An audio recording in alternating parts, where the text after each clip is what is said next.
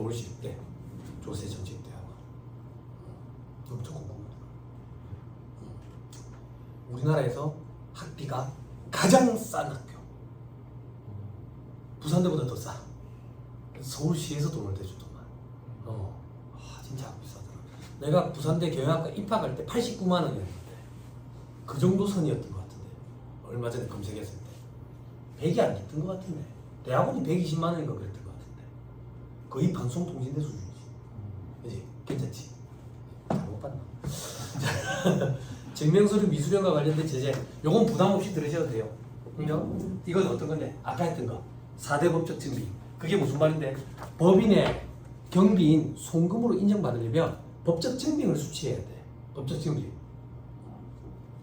그 법적 증빙이 크게 네 가지가 있어. 그래서 4대 법적 증빙 이렇게 얘기하는데 증빙이라는 용어가 일제의 잔재라 그래가지고 용어를 수정한 거야.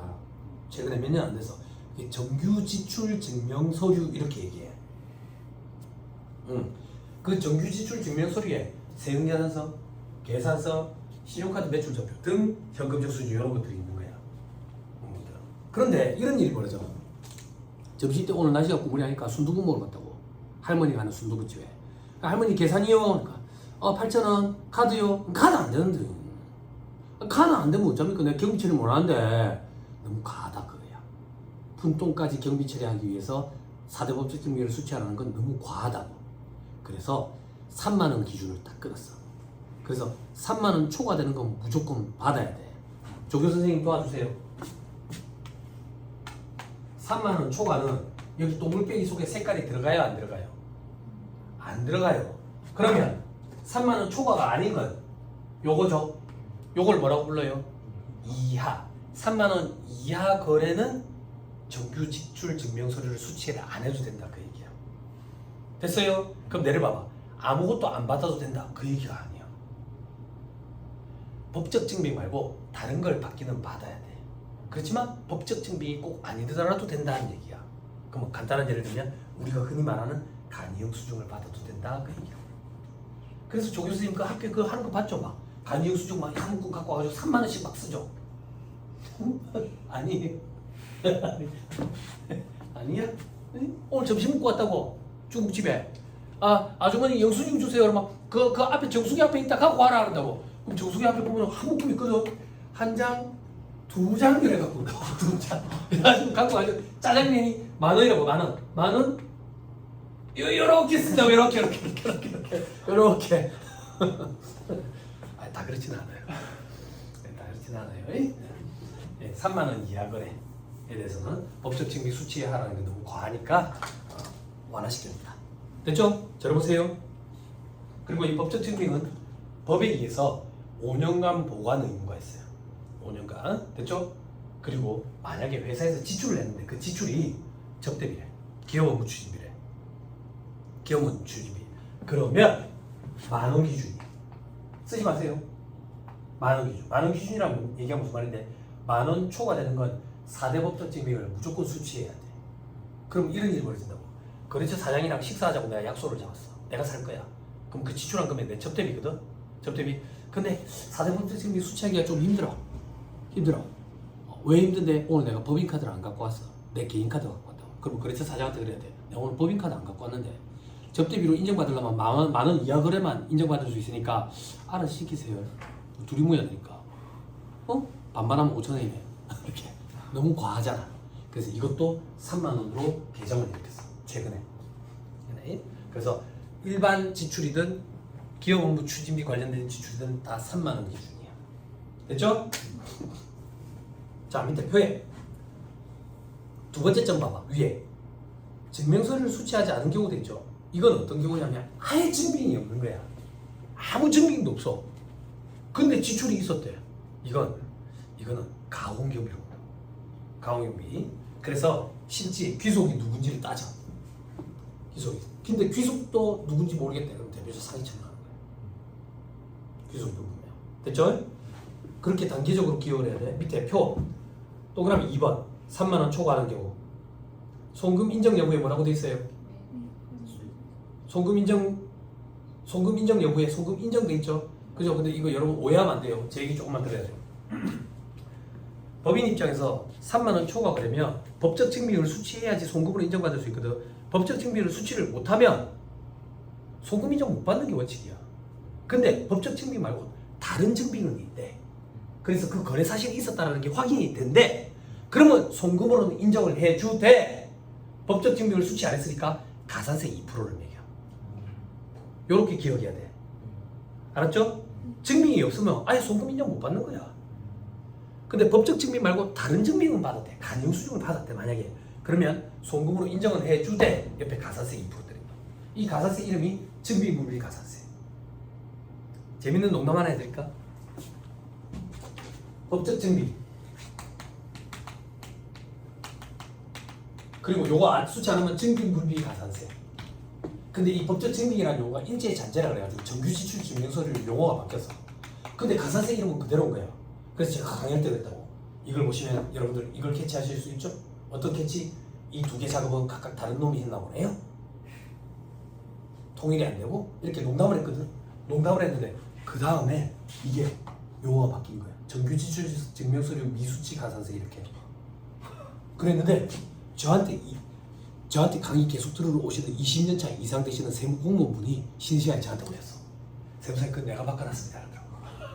어떻게 해요? 그러니까 사내 게시판 같은 거 있대. 이렇게 그거 올리는 거, 의견 개진하는 거 거기에 요거에 용어 안 바뀌었냐고 자기가 의견 개진해가지고 용어가 바뀌었대. 그래서 그때 내가 뭘 했는지 알아? 내가 바꾼 거죠. 내가 얘기해 줬잖아요. 이렇게 농담했던 게 기억이 나. 아니 요즘에 안 오셔. 한 번씩 제가 강의하고 있는지 보러는 오시더라. 공부하러 안 오시고. 앞에 이제 부산지방세무서에 부산지방구세청에 계시는데 대단하신 분이 한 분 계세요. 재밌으신 분인데 유쾌하신 분인데 연세가 많으신데 젊은 사람의 감각을 갖고 계셔가지고 같이 얘기하면 잊을 감이 없는. 집에도 놀러 오셨어. 돌잔치 때 재밌었는데. 자 위에 올라서 이제 동그라미 1번 한 차례에 기업 업무 추진비 지출액이 3만 원 됐죠? 괄호 안에 뭐라고 돼 있어요? 경조사비는 20만 원. 우리나라는 관원상제 이거 너무 많이 따지잖아. 조경에 들어갈 때 그래야지. 다 쓰잘데기 없는 돈이야. 그 돈 다 아껴가지고 그 미래의 남편이랑 신혼여행을 길게 가. 그거 훨씬 좋더라. 집 사는데 써야죠. 이제 앞으로는 제3의 물결, 부의 미래, 이제 렌탈의 시대가 왔어. 남의 집 빌려가지고 깨끗한 집 빌려가지고 계속 살아. 집은 사는 순간부터 돈이 들어가. 자, 경조사 이거 민감하잖아. 경조사비는 20만 원까지도 해줬다 그 얘기야. 됐죠? 됐죠? 오케이. 그럼 20만 원이 안 될 때는 법적 증빙까지는 수치를 안 해도 된다. 그럼 실무적으로는 법적 증빙 수치 안 하면 어떤 걸 증빙으로 다 뜨는데요? 부고장, 청첩장, 사본 이런 거 그런 걸 증빙으로 냅준다. 무슨 말인지 이해했죠? 그걸 증빙으로 안 냅두면 봐봐. 허구의 임무를 자꾸 죽일 거 아니야. 혹은 한 번 죽은 사람을 두 번, 세 번 죽일 거 아니야. 안 그래? 시집장관 계속 보낸다고. 아니? 그래서 그런 걸 법적 증빙으로 좀 냅둬야 된다. 됐죠? 그런 걸 제가 실무 강의할 때 좀 얘기하는데 아무튼 그 정도 합시다. 넘어갑니다. 다음 이제 송금의 범위 많죠? 한수 금지 하나씩 볼 거예요. 넘어가세요. 4-79페이지 주요 송금 항목 이 얘기 나온다고요? 판매한 상품 제품에 대한 원료의 매입가액과 그 부대 비용 매출액이 가장 대표적인 입금이듯이 매입액은 가장 대표적인 송금이 되겠지. 그치? 그때 매출액은 매출 애누리, 매출 할인, 매출 환입을 차감한 후에 순매출액이었지. 똑같다. 순매입액이 송금이다 그 얘기야. 됐나요? 근데 뒤에 뭐 한 개 더 빼네. 뭘 뺀다고 돼 있어요? 의제 매입세. 공부했었죠? 부가가치세법 때. 그죠? 매입세액으로 의제하네. 그럼 조금만 더. 부가가치세법 어떻게 했어요? 보고 있어요? 왜? 시험 끝나고 볼 거예요? 잔소리를 해야지. 응? 봐야 돼요. 의제 매입세. 우리가 상식적으로 생각하는데 매입세액이 아니네. 근데 매입세액으로 의제하겠다는 얘기지. 의제하는 거 못 하겠다는 얘기야. 공제를 해주겠다는 얘기지. 의제 매입세 공부했던 거 기억나요? 정말? 믿어도 돼요? 그럼 요거를 얘기해보세요. 사업자이면서 내가 너가 의제 제가 걔가 나가 나 내가 과세 사업자야. 그리고 제조나 가공 여기부터 해줘야지. 그 농축수 임산물 뭐 어떤 거 연세 연세대는 농축 수 임산물 한 개만 더 집어넣어봐. 소금 그지?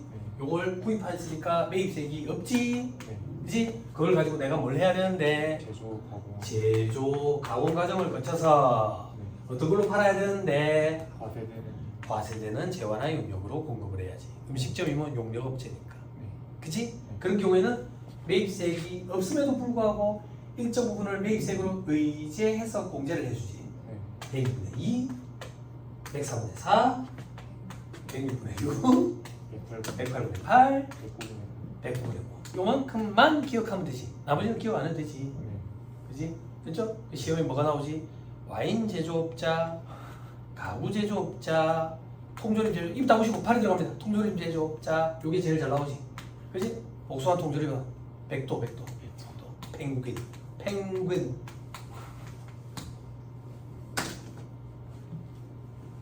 복숭아 통조림을 만들 때 씨가 들어가면 이가 나가겠네 이러면서 클레임이 들어오지. 씨를 별도로 빼놔야지. 씨를 별도로 빼놨더니 장사가 잘 돼가지고 수북히 쌓였지.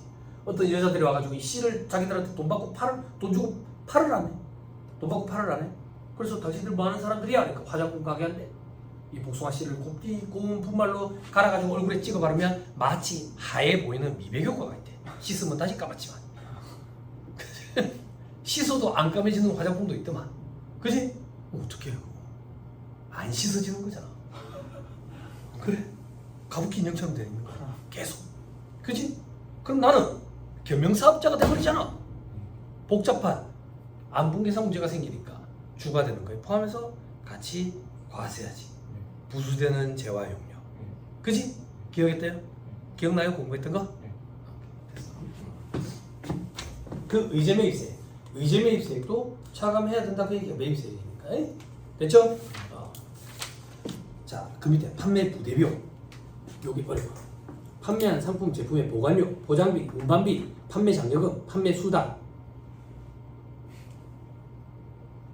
되나요? 밑에 별표시 2번 줄 치세요. 판매 장려금, 판매 수당의 경우에는 사전 약정 없이 지급하는 경우도 기업 업무 추진비를 보지 않고 전액 송금을 인정한다. 줄 치세요 빨리. 조 교수님 놓치는 갑다. 표 5-1 밑에 별표시 2번. 됐죠? 됐죠? 과거에는 사전 약정 없이 지급하면 적대비로 봐버렸어요. 개정이 됐어요. 제가 시험 준비할 때. 그죠? 그런 데서 아직도 등장해요. 등장해요. 18.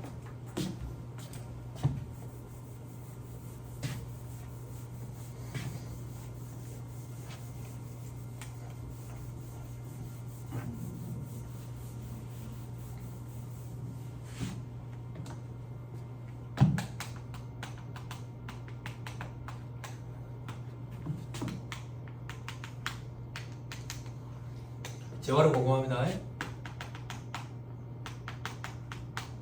얼마짜리인데? 1,000원짜리예요. 부가세 신고합니다. 부가세 과표 얼마 들어가느냐? 1,000원 들어가죠? 가정합니다. 내가 얘들 때문에 먹고 산다고. 너무 고맙다고. 너무 고마워서 내가 돈을 200원을 줬어. 그럼 내 수중에는 800원이 넘죠? 그죠? 부가세 신고합니다. 돈이 1,000원이 들어가야 돼? 800원이 들어가야 돼? 1,000원 800원. 보세요. 죄송한데 혹시 더인 거야? 1,200원 있는 거야? 그럼 밥 먹고 오면 안 돼. 1,000원 800원 왜 1,000원인데? 1,000원이지. 그죠? 1,000원이지. 근데 이 200원을 뭐라고 하는데? 화면이 없냐고. 됐어요? 네. 자, 우리가 공부하는 법인세. 공급자야 내가. 법인세야. 법인이야. 법인세 신고할 거야. 저 판매 장려금 200원을 어떻게 처리할 거냐고. 전액 다 판가비 송금으로 인정한다 그 얘기야. 사전 약정 없이 지급했대. 상관없다고. 전액 다 송금 인정한다. 적대비로 보지 않는다는 얘기야. 됐어요? 됐죠? 오케이 됐습니다. 여기서 원래 케이스가 좀 더 있는데 많이 있는데 그런 얘기는 실무하는데 여러분 시험에서 그런 얘기하면 힘들까봐 여기 800원이 되는 경우가 있거든. 우리 시험에 그렇게 안 나와. 실무하기 때문에 됐나요? 됐지요. 넘어갑니다. 다음 5.2 인건비. 들어봐봐. 인건비는 직원한테 나간 거잖아요. 회사 운영하는데 직원이 있어야지.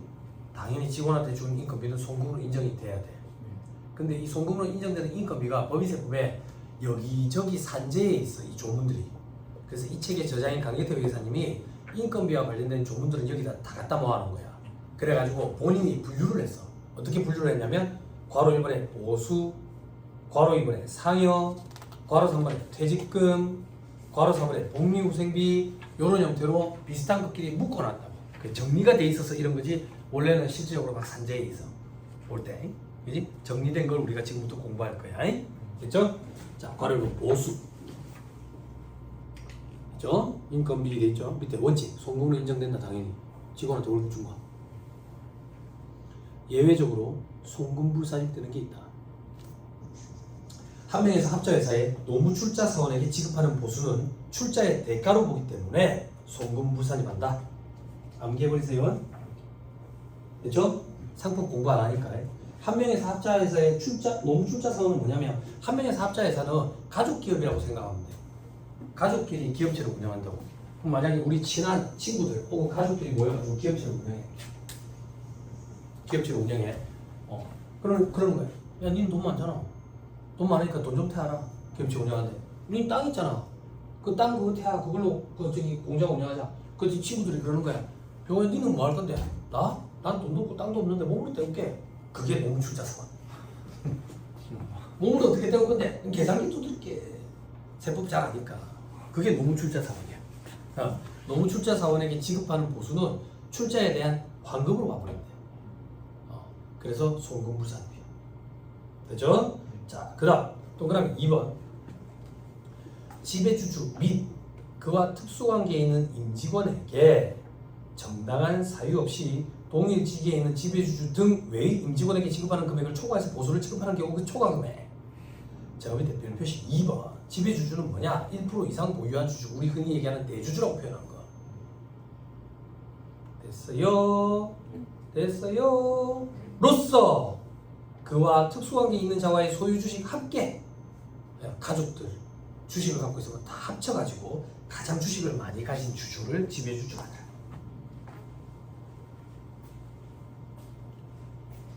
자, 우리 회사에 부장이 2명이 있다고. 우리 부장, 조교 부장, 언니 부장 이렇게 두 부장이 있는데 연봉이 언니 부장은 8천인데 조교 부장은 연봉이 2억인 거야. 뭐야?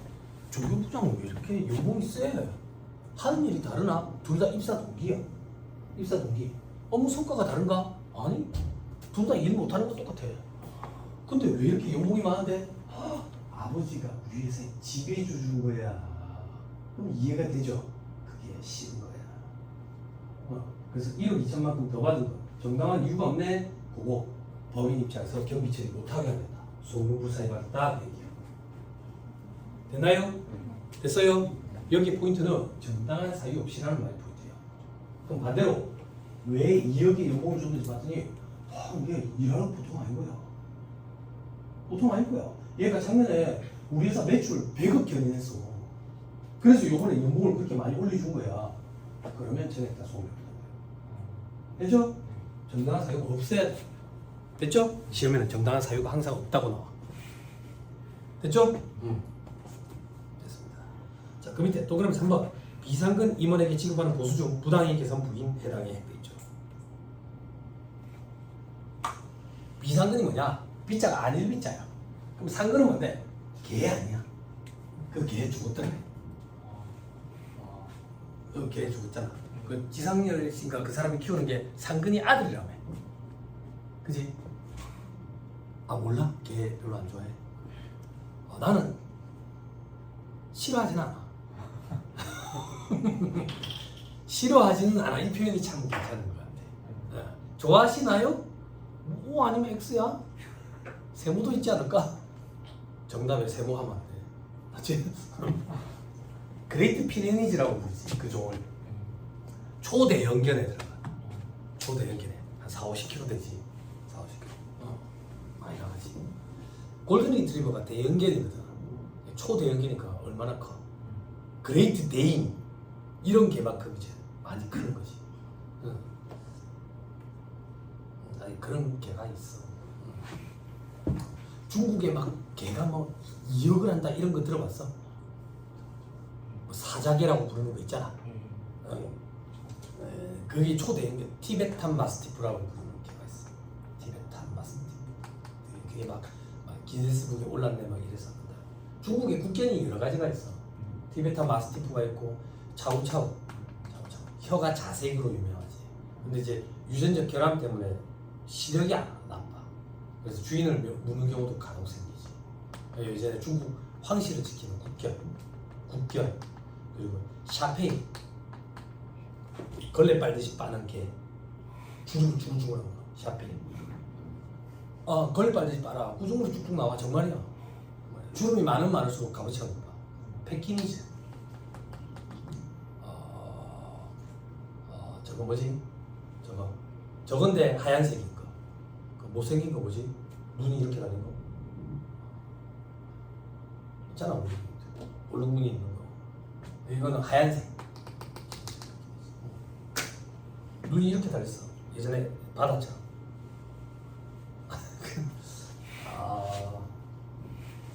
나를 믿어주길 바래 이런 나의 바다라고 있었어. 이렇게 패키니즈. 그래서 여기 머리카락을 이렇게 하면 이제 이게 시야가 분산이 되니까 조금 가까워 보이는. 얘를 가까워 보이려면 이렇게 안검하수라는 걸 좀 해야 돼.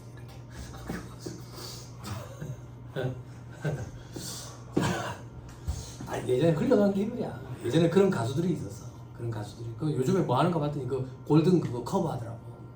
골든 커버 하는데 골든 커버는 내가 그때 얘기했듯이 2억. 놀아달라는 사람 중에 이제 키 큰 사람이 있어. 놀아달라고 그래. 그 사람이 최고더라고. 자, 비상근이라는 얘기는 상근이 아니라는 얘기야. 상근은 회사에 출퇴근을 한다는 얘기야. 그 비상근이라는 얘기는 회사에 출퇴근을 안 해. 회사에 출퇴근을 안 하는 임원한테 지급한 보수. 이게 송금으로 인정되느냐 이거야. 송금으로 인정돼요. 착각하면 안 돼요. 이런 사람들을 우리는 고문이라고 그래요. 고문. 물고문, 불고문이 아니라 고문. 고문력이라고 그러지. 고문이 어떤 거냐면 우리 회사의 대표이사야. 나가래 됐어. 그럼 나가래 돼서 집에 오면 손가락 빨고 있을 거 아니야. 그래서 회사에서 몇 년간은 먹고 살아라 해서 고문이라는 자리를 준다고. 어머니는. 그럼 이제 회사에 한 번씩 와가지고 이제 밥이나 사 먹고 이러는 거야. 아니면 회사에서 이제 말도 안 되는 강의 이런 거 잡아가지고 강사로 와가지고 돈 몇백만 원씩 받아가. 나 아직도 기억나. 예전에 회사에 온다고 있을 때 회사에 고모님이 계셨는데 갑자기 이 고모님이 자격증을 취득했대. 자격증 아마 1회 자격증 취득자일 거야. 우성치료사라는 자격증. 그때 처음 생겼어. 고모님이 취득하셨길래 나도 좀 알아봤거든. 우성치료사. 고모님이 회사에 출근하셔가지고 회사에 오셔가지고 교수막 걸려있고 고모님이 이제 우성치료 강의를 하시는 거야. 앞에서 그러더라고. 다 같이 해보시다. 자, 하하하하 이러더라고. 그래가지고 나중에 500만 원 받아가는 거야.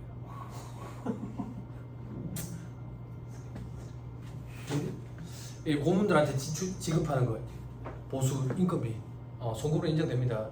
현실적으로 현업에서는 보통 3.3% 계약을 많이 하긴 하는데 건강보험 때문에 아무튼 이거 인건비로 해당이 돼요. 송금이 인정돼요. 그럼 여기 포인트는 뭔데? 부당이익 계산 부인에 해당하면 송금으로 인정이 안 된다 그 얘기예요. 부당이익 계산 부인에 해당하면 됐죠? 부당이익 계산 부인은 우리 고감에 저가 양도할 때 조금 보여줬었어요. 뭐 할 때니? 하나씩 해줘. 특수관계 있는 개인으로부터 유가증권을 시가보다 저가로 취득한 경우에 시가와 매입가의 차익을 입금 산입하고 유보 처분하니까 결국 취득가액은 시가로 바뀌지. 왜? 쟤한테 제재를 못 가니까 내한테 역으로 제재를 가는 거야. 부당이익 계산 부인을 적용을 못하니까 내한테 제재를 가는 거랬어. 그지? 그때 했었어. 부당이익 계산 부인. 됐죠? 오케이. 식사하시고 보시면 나머지 또 볼게요. 식사하시고 상해부터 봅시다. 식사하시고 1시 40분부터 하시죠.